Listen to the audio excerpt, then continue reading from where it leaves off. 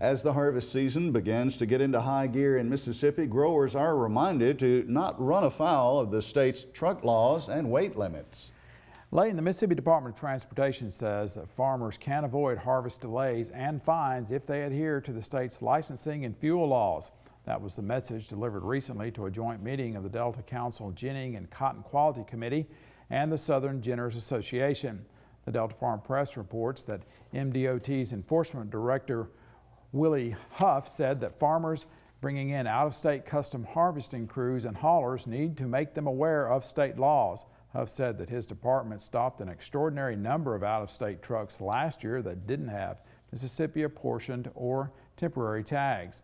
Now, out-of-state trucks must have a 3-day permit or a temporary Mississippi tag. They must buy fuel in the state, and they must have a valid commercial driver's license and proper insurance.